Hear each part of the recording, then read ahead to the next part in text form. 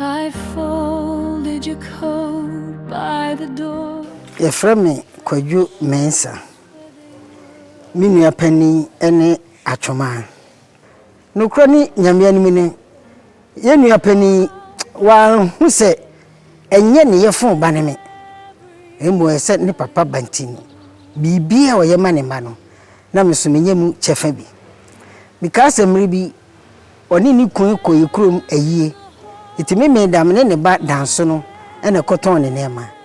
Ye koton nema ye ba de aka na ya chichiri de atuka mu no.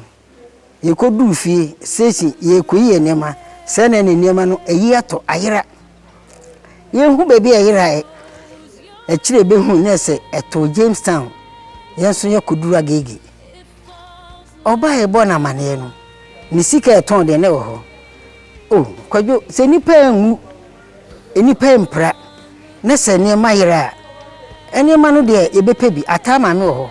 Ebe ko free bi ni asan ato no kura ni nyame ni bi de maame ne ye no eye nwanwa o san hyase a wanyi me ye mu da wampam se unye me ye fon ba ne ba mai no ko secondary school papa no ye aban adwuma maame so koton ade se do school fees breso a ye mame sikansa me ne etua cash e ma teachers me free akokwa me ko tua ne school fees na masan ba.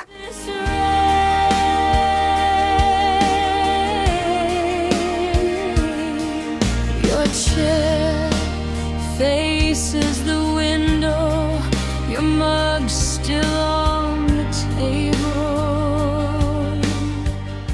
Woni etena papa menhu boni nimfunso bia ewonimu ne nsam na me ware ansa 92 eni tu free agege mbetena abeka nyame anim nie maame no ayi bia maame na de efense me yire so oji ne se ono so me yire ntino ono so afa no enti me ba edi kan me wo no me de ni to ni kun ayefen dokas obene wa oye obenti papa ne de oben ti me ba ne de obene wa maame ne ni so akora ne be ware ne papa na firi efie ha ya na me be ye ne ho ade because said wa jime no me ni ba bia me kɔ ne matu ono na se aba me baye fro ne moye ba ne nase na ebedi sa adwuma no ansa no obekɔ biwo nyina na ode kasem Kwadwo waye ade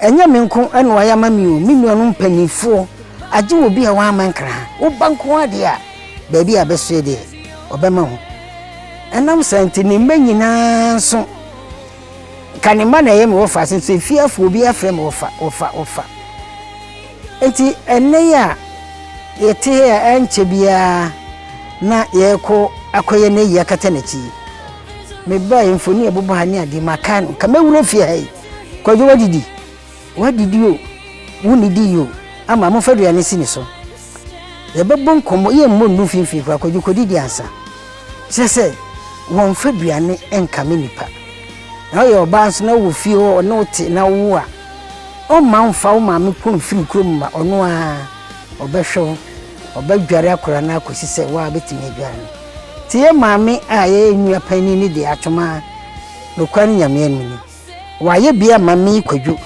eni mabusua na ne manyina so o meneme etini yi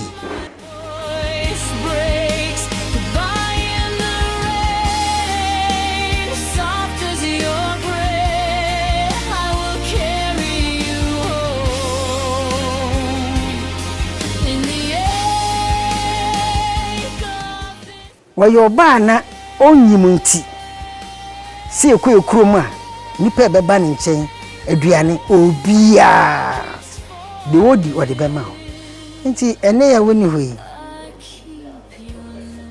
awurade na ode yedina ye yawe chichifo Atwomaa kakakra na ebisio ma wonaye no nante enye jojo na busua wagye ye chiri emma nkabom ade bae no yento asosa na dabi yebehia Atwomaa 90 ye That's it.